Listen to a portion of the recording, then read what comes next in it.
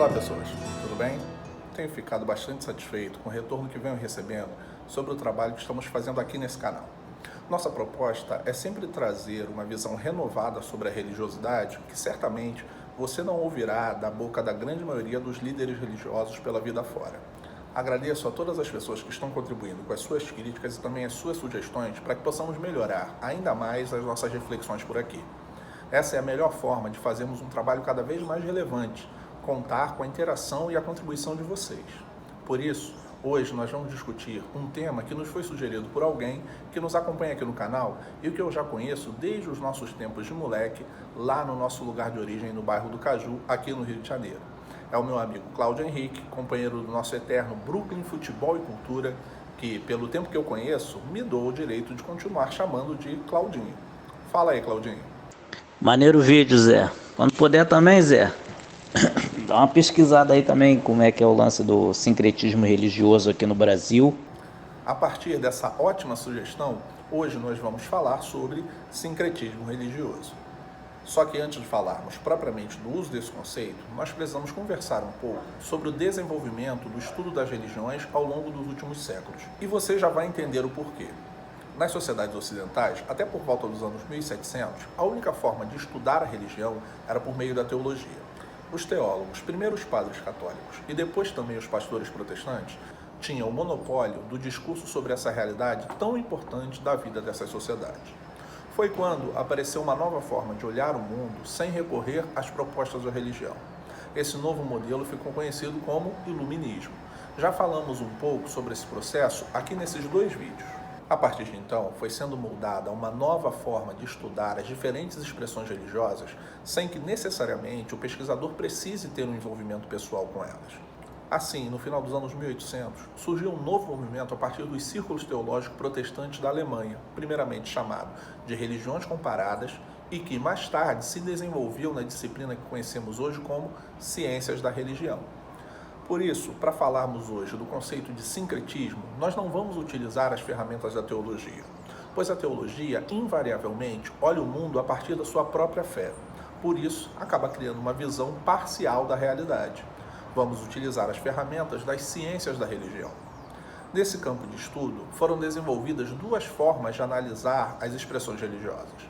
A primeira tem o pomposo nome de fenomenologia da religião, que é basicamente a análise dos fenômenos religiosos tal como eles se apresentam, entendendo que a forma com que os fenômenos se estruturam correspondem a conceitos ideais existentes na mente humana, que representariam a sua essência de fato.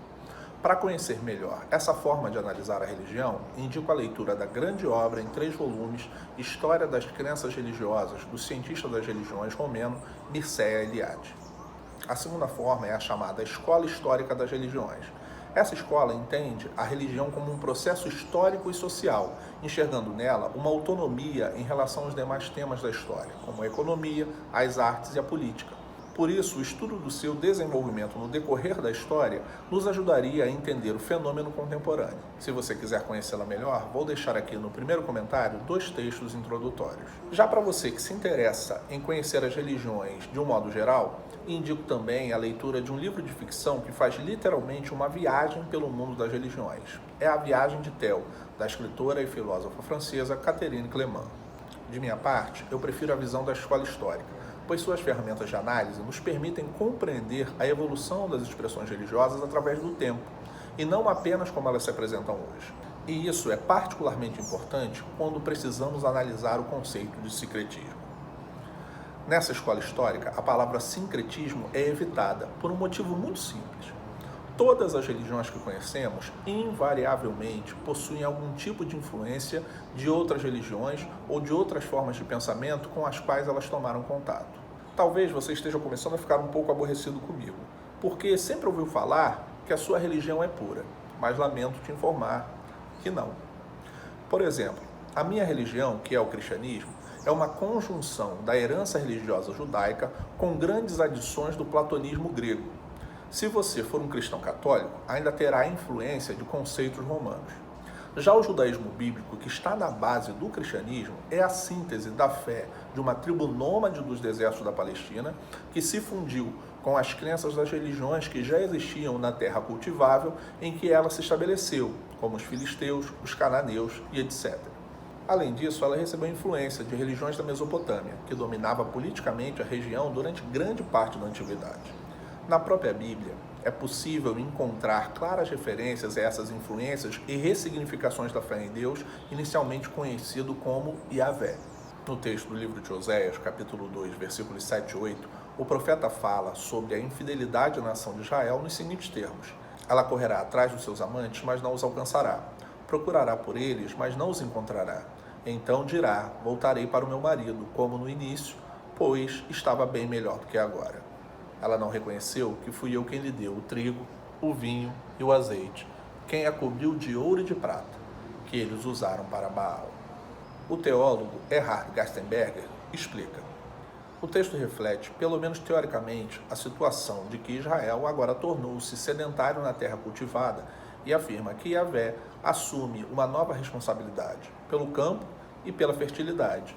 Nessa fronteira entre o seminomadismo e a sedentariedade, era necessário realizar um labor sincrético descomunal a fim de configurar a fé em Deus a partir de e para as necessidades da vida rural e aldeana. E ele vai além quando comenta o processo de transição de Israel de uma tribo camponesa para um reino estruturado. O mesmo aplica-se à transição entre a religião tribal e a religião do Estado. Não há como negar que na época da monarquia desenvolveu-se uma nova fé a partir de sincretismos das novas estruturas sociais. Melhor seria também aqui partir da perspectiva humana e constatar que, sob as novas condições de vida na época da monarquia, surgiu em Israel, através de sincretismo, um novo tipo de religião. Esse desenvolvimento da fé de Israel é tão importante para Gerstenberger e para os teólogos que atualmente estudam esse período da tradição bíblica, que seu livro traz o sugestivo título no plural de Teologias do Antigo Testamento, pluralismo e sincretismo da fé em Deus no Antigo Testamento. Portanto, não há na Bíblia, no cristianismo ou em qualquer outra religião a mínima possibilidade de uma doutrina pura e livre de influências externas. A própria Bíblia, como vimos, mostra evoluções e desenvolvimentos na fé em Deus a partir do contato com os povos vizinhos e também em função das novas situações que a vida social lhes impunha. Assim, só tem sentido falar em sincretismo se o entendermos como um processo natural de influência mútua de quaisquer religiões que tomem contato entre si, especialmente nas suas versões mais populares. O contato da religiosidade popular com outras expressões de fé contribui decisivamente para o desenvolvimento dos conceitos e das formas das expressões religiosas. Pronto, agora que libertamos a fé do peso que o fundamentalismo lhe impõe e o próprio conceito de sincretismo que seu uso comum carrega, podemos falar um pouco sobre o que se chama de sincretismo em nosso país. No Brasil, ele é, na verdade, um processo de interdependência social dos elementos da fé popular de diversos povos que foram colocados para conviver nessa terra: os indígenas, os europeus e os africanos. E a maior motivação pela qual ele se desenvolveu aqui foi uma estratégia de sobrevivência das próprias expressões religiosas. O processo que mais comumente as pessoas se referem é o que envolve as religiões de matriz africana em suas diversas expressões a partir das diferentes nações que aportaram forçadamente por aqui. As nações Nagô, também chamada Queto, Fon, também chamada Jeje, Banto, também chamada Angola, os malês, etc. Nesse processo, especialmente a nação Banto, Angola, com forte presença na região do Recôncavo Baiano, foi tomando contato naturalmente com as pagelanças vindas das culturas indígenas.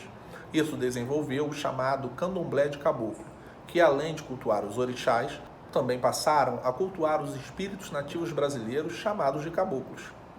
No início do século XX, é o contato desse candomblé de caboclo com outra expressão de fé vinda da Europa, o chamado espiritismo kardecista, que por si só já é uma expressão do sincretismo entre as crenças do cristianismo e a ideia da reencarnação presente no platonismo grego e nas expressões de fé orientais, que vai dar origem à Umbanda. Já no contato com a cultura católica popular, a fé africana foi desenvolvendo a correspondência entre seus orixás e os santos católicos, a partir daquilo que se chama na psicologia de arquétipos de personalidade. Trazendo para o popular, Isso quer dizer que as características de personalidade presentes nos orixás, como senso de justiça, personalidade guerreira, sensibilidade, foram encontrando seus correspondentes entre os santos do catolicismo. Por outro lado, a própria fé católica popular também tomou contato com as pagelanças indígenas, dando origem a diversas expressões da religiosidade popular, como, por exemplo, as rezadeiras. Minha mãe, Dona Áurea, beijo mãe, é muito católica, mas eu me lembro quando criança de receber diversas rezas para a espinhela caída. Se você também já tomou contato com a religiosidade católica popular, certamente deve ter experiências do tipo. Até pela dificuldade da presença de padres nas regiões do interior do Brasil, havia um grande espaço para o surgimento dessa interdependência da fé popular. A partir dela, foram criadas algumas das mais belas expressões da cultura brasileira, como o carnaval, a folia de reis, o tambor de mina, entre diversas outras. Uma das melhores obras da literatura brasileira, Grande Sertão Veredas, de Guimarães Rosa, é precisamente inspirada nessa relação interdependente da fé popular com a maravilhosa narrativa de seu personagem central, o Riobaldo. Recomendo muito a leitura. Outra brilhante expressão da cultura nacional, o filme O Pagador de Promessas, de Anselmo Duarte, que é o único filme brasileiro até hoje vencedor da Palma de Ouro no Festival de Cannes, mostra o embate dessa religiosidade popular com a religião oficial. Vou deixar no primeiro comentário o link para que você possa assistir o filme. Vale muito a pena. Assim, espero que, após essa nossa conversa, tenhamos chegado ao consenso sobre 3 questões básicas. A primeira é que todas as expressões religiosas possuem aspectos de influência externa, e isso não é ruim, é um processo natural. A segunda é que, se formos usar o conceito de sincretismo, devemos usá-lo libertado de sua ideia comumente entendida como prejudicial à pureza da fé, uma vez que não existe fé pura. E a terceira é de que a interdependência da religiosidade popular, como qualquer forma de diálogo entre diferentes visões de mundo, propicia um crescimento mútuo e o surgimento de novas e belas expressões culturais mais ricas e diversificadas. Se você gostou dessa conversa, curta e compartilhe o vídeo e se inscreva em nosso canal no YouTube. Nós vamos nos encontrar mais vezes. Um grande abraço. Tchau!